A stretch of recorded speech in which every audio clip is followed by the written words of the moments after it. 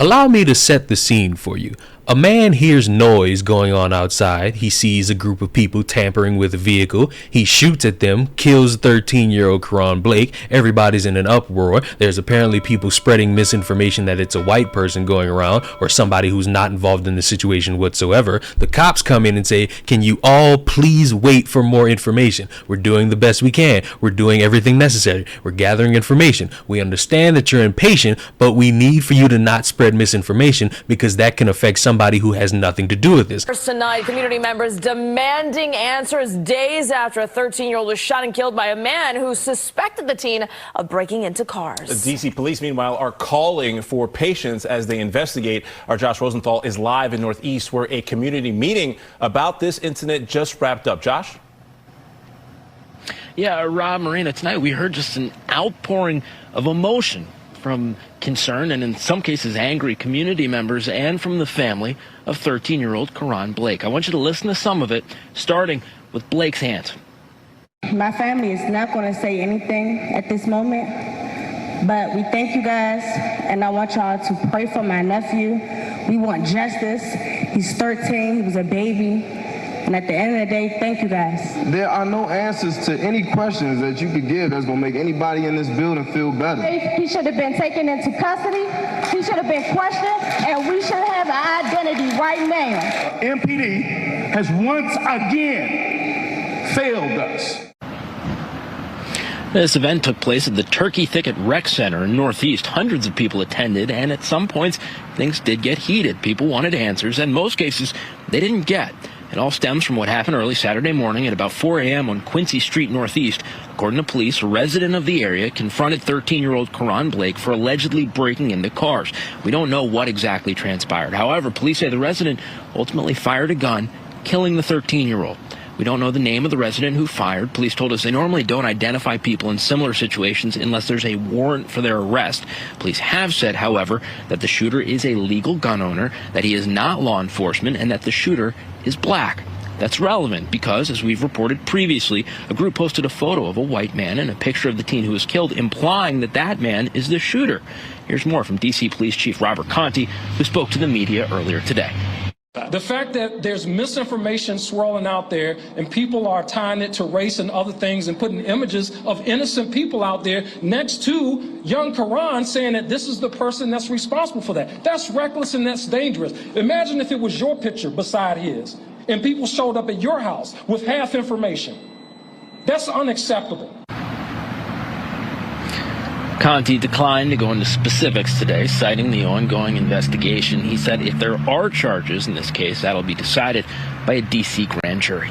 The same thing I've been saying for at least 2 years, because when you jump around and say this person did it, this random person did it, or it was a white person doing it, or it was a white woman doing it, and then evidence comes to prove that it is not true, and indeed in this situation it's apparently a black man who's a city official or a city employee, you come looking stupid because you're so quick to justice that you will falsely accuse somebody of something that they didn't do. Racing to a conclusion is never going to be the right thing to do, because there's always going to be more information to come in. There's always going to be more evidence. There's always going to be information missed that gets brought up later. You would be smart to just sit back and wait, because it's important to not jump on something, because if you end up being wrong, you look like the stupid person just jumping to a random conclusion. And another part of this that I slightly disagree with are all the reactions to this situation, because you have people who will say things like, I understand that people have the right to protect their property, but to go out and shoot somebody who's not doing anything to you I don't think that's acceptable. When in this situation, you have someone seeing another human being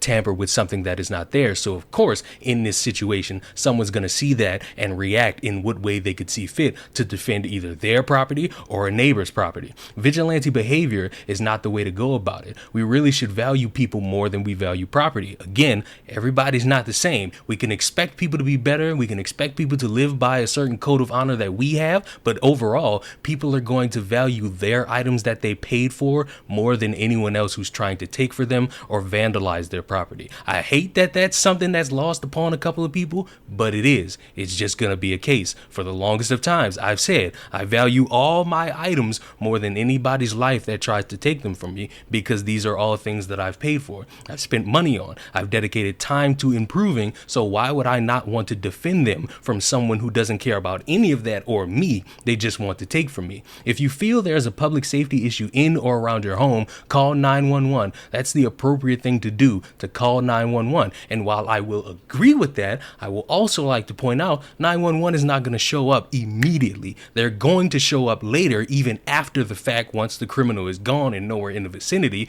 You would have to deal with that situation, if you're able to, in the moment. Do people come up with the best conclusions? No, because it's a split-second decision where people have to go into fight or flight mode. And I'm sorry, everybody who breaks into a home is not going to get the same leeway. Everybody who tries to do something criminal is not going to walk away scot-free. Everybody's not getting a pat on the back. Everybody's not getting a talking to. Some people are going to get dealt with because they met somebody and they fucked around and they found out. In this situation, unfortunately, this teenager fucked around and had to find out. I hope whoever did this gets brought in for questioning. They try to figure out what actually happened, how it took place, and what came about, figure out what the altercation was, and come to a conclusion so people can stop protesting in the streets and saying no justice, no sleep, stop getting angry at a bunch of people who are trying to figure out what's going on, and actually reach a conclusion and a resolution. It is unfortunate that a family has lost a family member. Nothing could bring him back, and that's the sad part. But it would be better and at least a little bit palatable if we could figure out how this happened to reach a conclusion. Because jumping to conclusions, saying this is bad, this is not acceptable, don't do this, wait for something to happen, play a dealer's choice, it's not going to be something that makes anybody feel at peace. A resolution and a conclusion is what's important, and I hope we get that in this situation. Subscribe to the channel. I will see y'all in the next one. Goodbye. God is exempt from this. If you live in Baltimore City, it could be your child next. That's how real this thing is. So we're asking you to bring your young men and your young women to us. Playtime is over. Fathers in prison. Some of the fathers are in the street leading this madness. And that children gotta see them. I gotta have kids with me and go around the corner so they won't see their father on the block slinging. Don't be part of the problem by being silent. Being silent and on the sideline right now is part of the problem. All us gotta hold each other accountable. That's right. All these mothers know that kids carry guns. All the grandfathers, mothers, uncles, cousins know they carry guns. I hold all y'all accountable. Black lives only matter when somebody else is killing us.